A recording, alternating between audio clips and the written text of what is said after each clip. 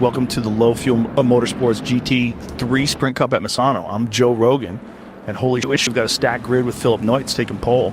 Keep your eyes on Daniel Bourne, dude's trying to rebuild his safety rating after a complete disaster overtake. It's like when you take too much alpha brain and think you're invincible. 100% that guy needs to dial it back. And they're off. Jesus Christ, look at those machines unleashed. It's entirely possible we're witnessing the most primal expression of man and machine. 27 apex predators hunting for position. This is like watching wolves chase elk, but with carbon fiber and sponsor logos.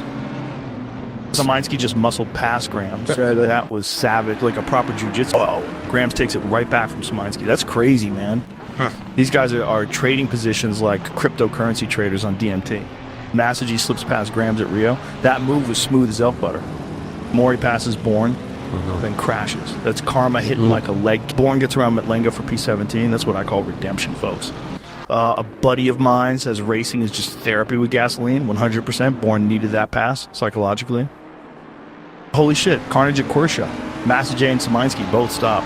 That corner's taking souls today. Hendrickson slides past Carter at Cartesia. That move was slick as chimps on ice. Neutz steals P1 from Fangio at Tremonto. That's alpha wolf behavior. Fangio snatches position 1 back. That's championship mentality, folks. Neutz reclaims P1 from Fangio. Oh my God, this battle is insane. Yeah. These guys are like two silverbacks fighting for dominance. It's entirely possible we're witnessing the most primal expression of competition. Jamie, pull up that last overtake. Oh wait, I'm solo today. But seriously, the way Neutz positioned his car reminds me of how apex predators hunt. I was talking to my buddy Cameron Haynes about this yesterday. He hunts elk with a bow, and the approach is similar to patience, then explosive action. Speaking of explosive, have you tried that new pre-workout I've been taking? It's made with cordyceps mushrooms harvested by Tibetan monks at high altitude. Not the zombie cordyceps from The Last of Us. Although it's entirely possible the government has a secret stash of that somewhere. Yeah. That's why I have my isolation tank, to clear my head from these conspiracies. Bourne's on a mission, folks. He's hunting down Metlenga like a hungry cheetah. Yeah. His Porsche looks planted through Curvone. Meanwhile, Fangio and Neutz are trading paint up front. Absolute gladiators battling for supremacy. Holy shit. Absolute chaos at Rio. 4 cars stopped at once. Massagey, Gefroy, Bex, and Zoni all out. That's like a mass extinction event. It's entirely possible there's something wrong with that corner.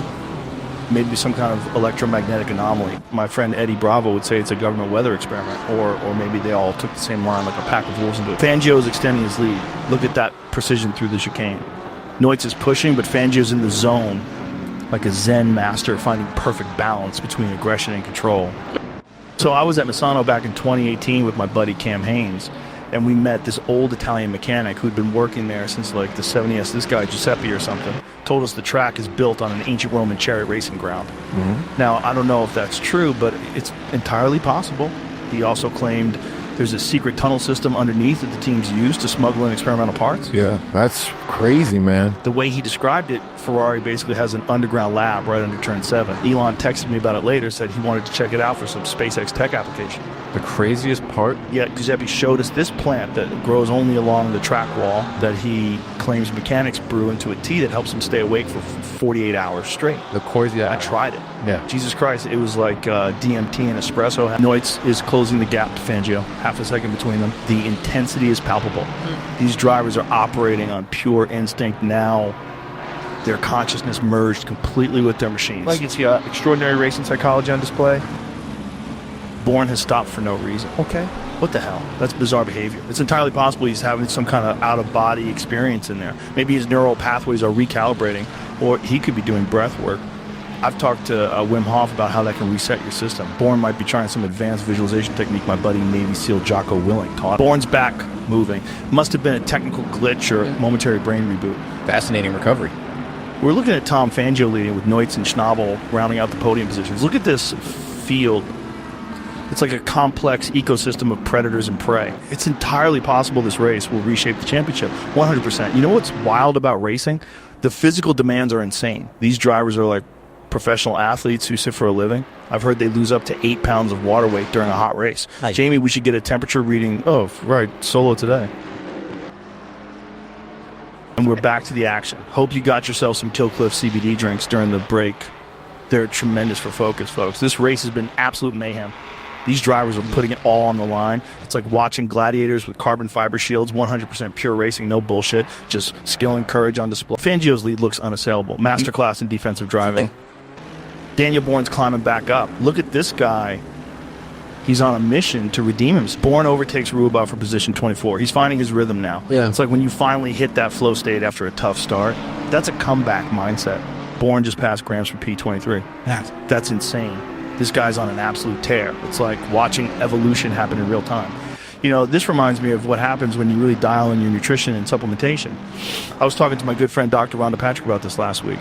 She explained how the mitochondria in our cells, these powerhouses that give us energy, they can actually adapt and become more efficient when properly fueled. Yeah. Bourne must be tapping into some next level physiological state right now. I've experienced similar things during my elk hunting trips. There's this moment when you're tracking an animal through difficult terrain and suddenly your body just clicks into this ancestral mode, all your senses heighten, your movements become more efficient. It's entirely possible that racing drivers experience the same thing.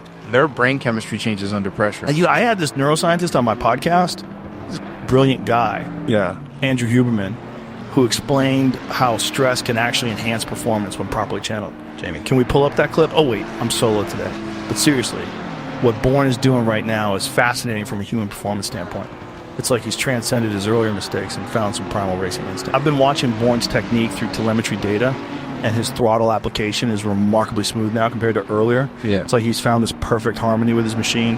The neural pathways in his motor cortex have literally reconfigured during this race. That's the beauty of neuroplasticity and high-performance driving. Absolutely fascinating human adaptation happening right before our eyes. Bourne overtakes Taylor for P22. This guy is carving through the field like a hot knife through grass-fed butter. Yeah. It's entirely possible he's found some kind of flow state that's elevated his driving. The human mind is capable of incredible focus when pushed to extremes. Reminds me of this ultra-marathon runner I had on the podcast who described a similar mental zone. Bourne's redemption arc here is like watching a hero's journey unfold in real time. Notes is pushing the limits of physics in second place. His Ferrari's dancing on the edge of adhesion. Meanwhile, Vanier's looking threatening in third. The championship implications are massive. Graham snatches P22 back from Bourne. That's racing warfare. Bourne immediately retakes P22 from Grams. Holy shit, these two are like wolves fighting over territory. It's entirely possible we're seeing one of the most intense midfield battles of the season. The psychological aspect here is fascinating. Bourne has something to prove after that safety rating hit, and you can see it in his driving. It's like when I was talking to my buddy Jocko Willink about how the mind can overcome physical limitations through sheer determination. Bourne is displaying that warrior mindset right now. 100%. This is a perfect example of what happens when you combine technical skill with fierce determination. I've seen similar things in UFC fighters who've been knocked down but refuse to stay down. There's something primal happening here that transcends motorsport. It's about human. Bourne and Grams are delivering pure racing theater, edge-of-your-seat stuff from these warriors. Tom Fangio takes the win. Absolute domination. That's championship caliber driving. The man was on another level today, folks. Incredible performance. Neutz finishes third. That's crazy, man. B-A-N-N-I-E-R crosses the line in fourth. What a race from this field. It's entirely possible. We just witnessed one of the most technically impressive GT3 races this season. The way these drivers handle these machines reminds me of something that my friend Elon was telling me about the intersection of human skill and technology. He says we're approaching this fascinating point where humans and AI will merge in racing. Can you imagine? AI-assisted racing where the computer handles certain aspects while the human makes the strategic decisions. Wow. Jamie, pull up that article about neural interfaces in motorsport. Oh, wait, I'm solo today. But I did read this fascinating paper about how F1 drivers' brains are actually structured differently from regular people.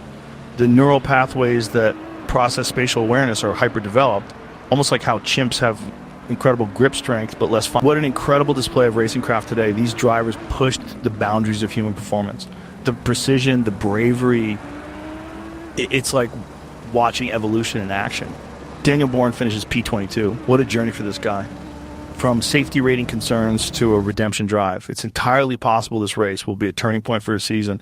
Racing is like a life full of ups and downs, moments of brilliance and complete disaster. Bourne showed resilience today. A buddy of mine who's a sports psychologist would call this mental toughness in action.